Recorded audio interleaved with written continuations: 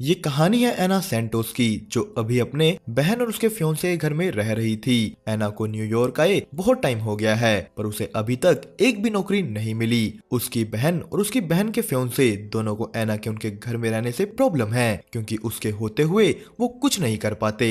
एना के पास art history की master degree है और वो अभी अरविंस नाम के एक बहुत बड़ी आर्ट ऑक्शन कंपनी में ट्रेनिंग कर रही थी, पर उसका बैंक बैलेंस एकदम खाली है। एना जैसे ही अपने ऑफिस पहुंची, उसके कलीग ने देखा कि उसके टॉप पर तो एक दाग लगा हुआ है। एना की बॉस क्लेयर एक बहुत बड़ी पागल थी, उसे हर चीज एकदम परफेक्ट पसंद है। वो ऑक्शन से पहले सभी की लुक्स देख उन्हें सिलेक्ट करती थी। क्लेयर ने एना के टॉप पर लगा हुआ दाग देख लिया। वो कहती है कि तुम वहां रहना जहां लोग तुम्हें सबसे कम देखें। एना को ऑक्शन में सबको इम्प्रेस करने का प्लान चौपट हो गया, पर तभी एना को ऑक्शन की लिस्ट में गलती दिखी। क्लेयर ने उसे ऑक्शन रूम में आने से मना किया था, पर फिर भी एना अंदर जा उसे इस गलती के बारे बताती है। ऑक्शन खत्म होने के बाद क्लेयर इस बात को ले अपने सभी एम्प्लॉइज पर गुस्सा हो गई कि लाखों करोड़ों रुपए के ऑक्शन में तुम ऐसी गलती कैसे कर सकते हो। जिस आदमी ने एक गलती की थी, क्लेयर ने उसे उसी वक्त जॉब से निकाल दिया। क्लेयर की नजर में एना भी आ गई, क्योंकि उसने आज अच्छा काम किया। इस बात पर एना पार्टी करती है, पर पार्टी खत्म होने के बाद उसने सोचा कि अब क्या। अगर एना को यहाँ एक परमानेंट जॉब ना मिली तो उसे न्यूयॉर्क से वापस अपने घर जाना होगा। तभी अगली सुबह एना को क्लेयर की कॉल आई। क्लेयर को एक जरूरी काम से लंदन जाना है, जहां उसे एक एक्स्ट्रा असिस्टेंट चाहिए। एना अभी इसी वक्त क्लेयर के साथ लंदन जा रही है। उसकी बहन के फियोंसे ने उसका बैग पैक करवाया। वो एयरपोर्ट पहुंची, पर क्लेयर की बाकी दो असिस्टेंट एकदम सेल्फिश किस्म की थी। उन्होंने एना को यहाँ जल्दी बस अपने बैग उठवाने के लिए बुलाया।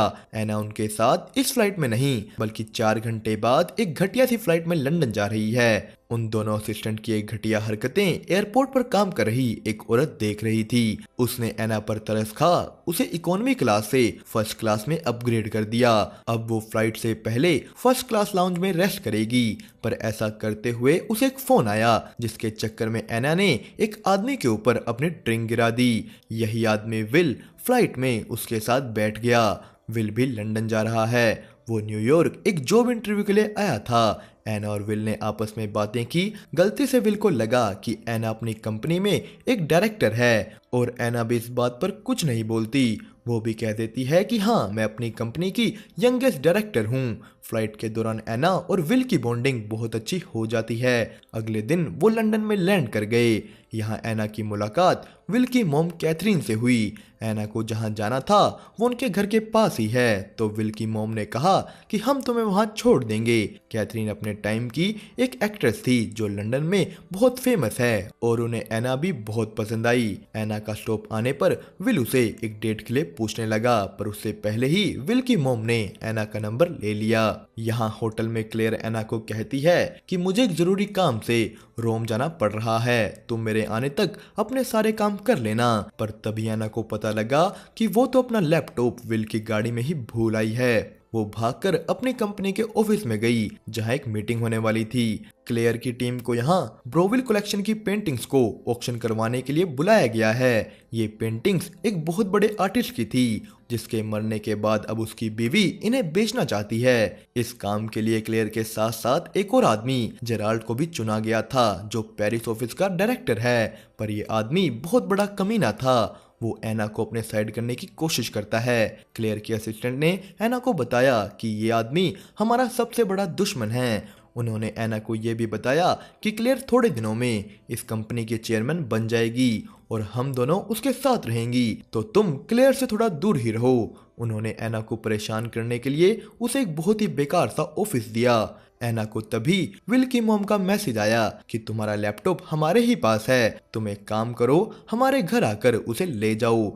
एना जब वहां पहुंची तो यहाँ एक पार्टी चल रही थी। वो कैथरीन से मिली। विल भी यहाँ आ गया, पर उसके साथ साथ वहाँ एक बहुत ही बड़ा आर्टिस्ट भी है। एना इस आर्टिस्ट की फैन थी, उसे भी एना बहुत पसंद आई।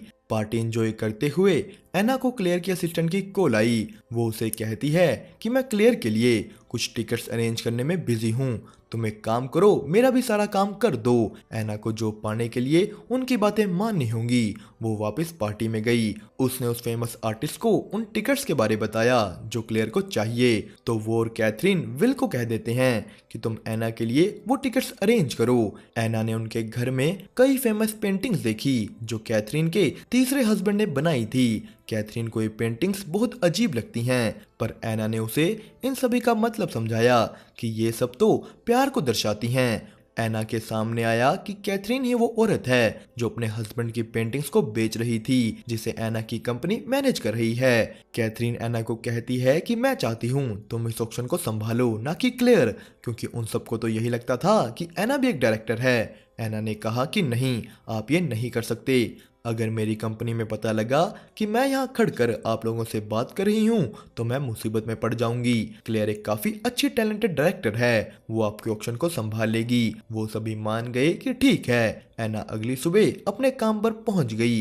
एना टिकट लेने के लिए विल को मिलने जाती है जो एक छोटे बच्चों की टीम को फुटबॉल सिखाता था। विल ने कहा कि मैं तुम्हें टिकट्स एक ही शर्त पर दूंगा, अगर तुम आज रात को एक पार्टी में मेरे साथ चलो। एना मान गई। दूसरी तरफ क्लेयर भी रोम से वापस आ गई थी। वो अपने असिस्टेंट से टिकट मांगती है। उसके पास तो वो टिकट्स नहीं थी पर एना के पास हैं। क्लेयर फिर से एना से इम्प्रेस हो गई। अब एना को विल के साथ एक पार्टी में जाना है। वो क्लेयर की ड्रेस डाल पार्टी में चली गई। यहाँ कैथरीन एना को कहती है कि तुमने जो कल रात मुझे उन पेंटिंग्स के बारे बताया वो मेरे दिमाग से जा ही नहीं रहा। मैं अपने हस्बैंड को मिस करने लगी हूँ। पर तभी उनके कैमरामैन ने फोटो खींच ली। क्लेयर भी यहाँ आ गई थी। एना क्लेयर को यहाँ आते देख भाग निकली। विल के पूछने पर कि क्या हुआ, वो उसे ऐसे ही बहाना मार देती है। वो दोनों वहाँ से बहुत दूर जा एक बार में एंजॉय करने लगे। पार्टी खत्म होने के बाद विल उसे उस होटल में छोड़कर आता है जहाँ कहानी के शुरू में क्लेयर थी। उन्होंने यहाँ किस की। विल अपनी जान पहचान से एना के सारे काम करवा देता था, जिससे एना क्लेयर को इम्प्रेस कर लेती थी। सब कुछ एकदम परफेक्ट चल रहा है। एना ने विल से पूछा कि जब तुम्हारी लाइफ यहाँ लंदन में इतनी परफेक्ट है तो तुम जॉब के लिए न्यूयॉर्क क्यों गए। तो विल ने बताया कि यहाँ लंदन में सब बस मेरा यूज करना चाहते हैं। वो लोग मेरे करीब इसलिए हैं क्योंकि उन्हें मुझसे कुछ चाहिए, पर तुम ऐसी नहीं हो। तुम्हारे पास सब है और फिर भी तुम इतनी अच्छी हो, रियल हो। अगले दिन क्लेयर ने एना को अपने ऑफिस में बुलाया। एना को लगा कि क्लेयर उसे किसी चीज को लेकर डांटेगी, पर यहाँ तो क्लेयर एना के कामों को लेकर खुश है। वो सब देख रही थी कि एना कितनी मेहनत से काम कर रही है। क्लेयर एना को जॉब देने को तैयार थी, पर तभी क्लेयर को कैथरीन की कॉल आई। कैथरीन ने ऑक्शन कैंसिल कर दिया क्योंकि वो अपने पति की पेंटिंग्स अब नहीं बेचना चाहती। एना को लगा कि ये सब उसकी उस रात वाली बातों की वजह से हुआ। क्लेयर सबको काम पर लगा देती है कि पता करो ऑक्शन कैंसिल करवाने के पीछे किसका हाथ है। तभी उनके ऑफिस में विल आ गया। एना का मूड पहले ही खराब था और उसके आने से वो और बिगड़ गया। एना को डर लगने लगा कि अगर ये ऑक्शन ना हुआ तो उसे कभी यहाँ जॉब नहीं मिलेगी। तभी विल ने बताया कि उसे न्यूयॉर्क में वो जॉब मिल गई। जो सुन एना कह देती है कि तुम्हें तो वो जॉब वैसे भी नहीं चाहिए थी, पर अब मेरी जॉब जरूर खतरे में है। विल ये सब सुन गुस्सा हो वहाँ से चला गया। तभी ऑफिस के अंदर सबके सामने वो फोटो आ गई। उन्होंने देखा कि एना तो क्लेयर के कपड़े पहन कंपनी के डायरेक्टर बनी बैठी है। क्लेयर जो अभी तक एना से इम्प्रेस थी, ये सब देख उसे धक्के मार यहाँ से निकाल देती है।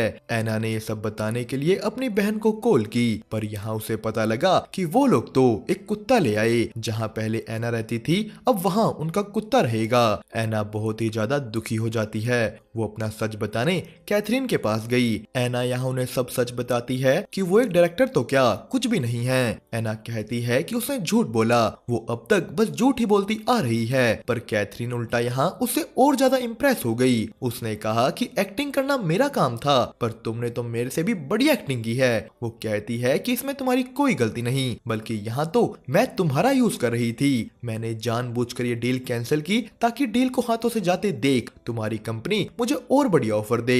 एना को समझ आया कि कैथरीन ने सब उसकी कही बातों की वजह से नहीं, बस और ज्यादा प्रॉफिट कमाने के लिए किया। इसमें एना की कोई गलती नहीं थी।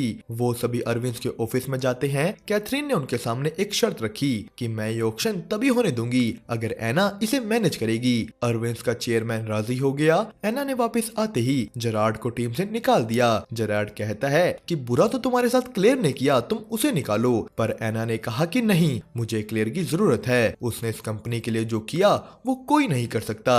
क्लेयर फिर से एना से इम्प्रेस हो जाती है। ऑक्शन का दिन आया। यहाँ सब तो थे पर विल नहीं। पर फिर भी क्लेयर और एना ने मिलकर बहुत ही बढ़िया तरीके से ऑक्शन को मैनेज किया।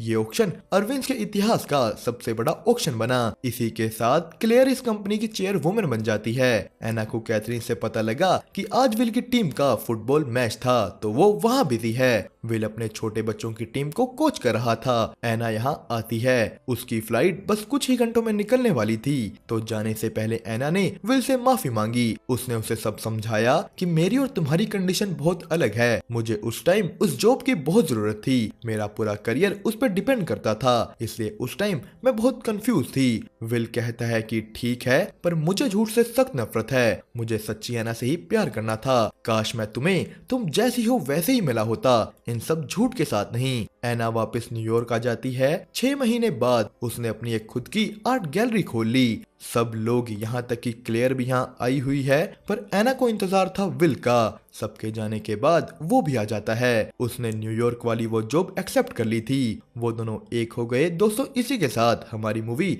अपग्रेडेड हुई यहीं पर खत्म। आपको इसकी एक्सप्लेनेशन कैसी लगी हमें कमेंट करके जरूर बताएं। साथ ही साथ वीडियो को लाइक और चैनल को सब्सक्राइब करना मत भूलिएगा।